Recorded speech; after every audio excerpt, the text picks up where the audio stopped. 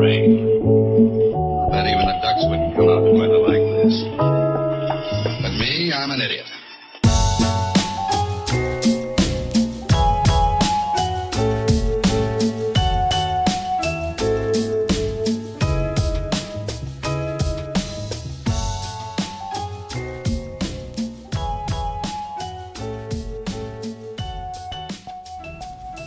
What's up, guys? We're taking drives here, and I'm here for another test drive, and I'll be test driving a 2016 Volkswagen GTI Golf, and I'm here with my friend Casey. Thank you for coming, Casey. Welcome. Just shake my hand. Oh. Thank you. And that's cool. And so we just installed an intake on this car. I'll show that in another video if you want to check that out. And so today we're just going to go ahead and test drive and give you my reactions and ask him about the car. So how long have you had the car, Casey? About a year. Bought it brand new? Yes. First one to drive it. So he just, I guess you was telling me earlier that he just like ordered it and it came in specifically where he wanted it to. It's more like I monitored the website and waited for the exact configuration of packages that I wanted. And as soon as it showed up, found the serial number, I actually called the dealership and ordered it, or I tried to make a deal on it. They didn't even know that it was coming yet, so it's kind of interesting. That's awesome. So this car is like fully equipped with pretty much everything you could possibly get on it. Let's just go ahead and see how it drives. So this is a remote start. Keep the key with you in your pocket or plug it in a cup holder or something and just press the button. And I'm really short, so let's see how it goes. Don't kill it. Never. If you've never driven a GTI, they're really peppy. Like the throttle's very sensitive, and you get a lot of feedback. The steering itself it has a few different types of modes, which I believe changes the steering a little bit. Is that right? Yeah, it has adjustments that you can make to make it more sporty or more relaxed. And when you put it in the sport mode, it stiffens the steering up a little bit. And it's got this interesting little thing where it pipes sound, or it's got a speaker that creates an engine sound to give you a feeling of like, it sounds like a really heavy intake sound. But since we added one, we like to hear the turbo sound instead. And you can also fine tune your settings so that you pick up the steering that you like, or the one's called engine. I don't know if that's the amount of fuel we're burning or what.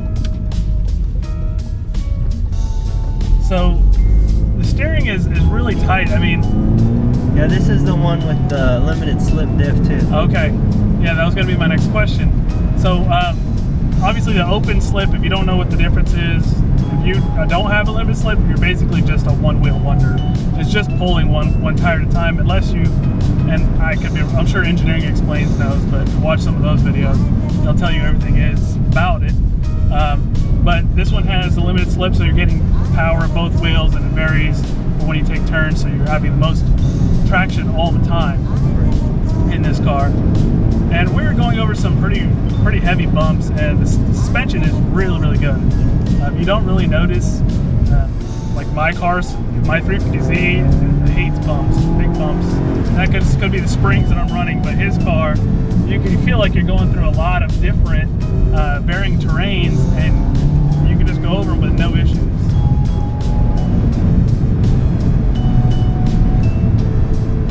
And this car makes factory 210 horsepower, is that right? Right, this has the performance upgrade. It's 220.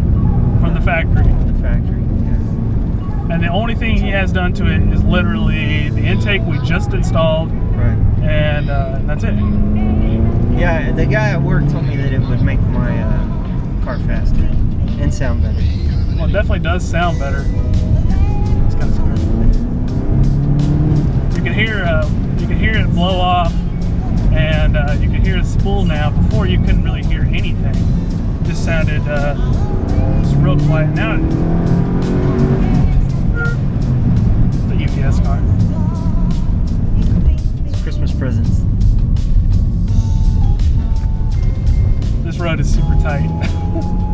It's like 1.5 cars wide. But it's a beautiful day, nice cool day out. Right. So have you noticed like any Squirrel. You got it. Oh god. We just killed a squirrel. Oh, I feel bad. I didn't even feel it. See, that suspension rebound. That's what it was. You don't feel it. Yeah. Oh my gosh. We saw those big red disc brake calipers. Yeah. Head for it like a bull. They're more red now. I feel really bad. I actually feel really bad. Sorry. Sorry, Mr. Wildlife Creature. But anyway, on to the car again.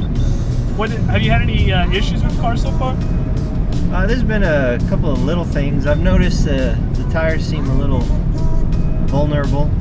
I've had to replace a couple already with flats or tearing up the sidewall. And there's been a few little warranty tweaks. I don't know if that's just a Volkswagen thing or what, but warranty should take care of all that. Little right. Opening your windows funny or this kind of thing. I will say though, the fit and finish on these cars is really top notch. I mean, just the way that the steering wheel feels, like all the surfaces you touch and you interact with, they feel really good and really premium. They don't feel boy racerish at all, which I think was one of the things you said you did not want to feel when you were choosing this car. Well, yeah, I'm in my mid-30s. I can't drive one of those cars. But I can get away with this one. Yeah, exactly, because it still feels like it's got some luxury bits to it. It doesn't feel like the Ford Focus ST, or I'd say maybe like the Civic Si or anything. A little more refined. Yes, a little bit more refined. And I had to have the hatch. I like to ride bikes, so I need the cargo. And I got lots of kids, so no Z for me. Yeah, he's got like 12 of them. Now we're just cruising, man. It's really the power comes on really quick. Full boost, I think, is like maybe 2,800 RPM is what I'm kind of seeing. Yeah, when I test drove a older GTI, like a 2011, the previous generation, right? There's a whole lot more turbo lag in it than in this one. I felt like. Those are considered like what, MK6s, I think, and this is MK7. That's correct. And so I really think they did a lot of work to pull that back in. Same thing with the torque steer. I really feel like they've done a lot with that. I don't know how they do it, but they did. Yeah. Well, you're driving, you can tell it. Yeah, and you don't really feel like, you only feel it really in first gear if you're really flat out on it. But other than that, you really don't feel much at all. I mean, it's a kind of it's a double-edged sword, right? So like if you don't feel a whole lot, you kind of are pulled away, or you're a little numb with the way the road feels. You don't get as much road noise or road feedback, but it's easier to control when you're actually in boost, or if you're under any kind of load. Yeah. I mean, the guy at work also told me I needed a rear wheel or all-wheel drive, and I kind of went against his advice. Well, he sounds like a douche.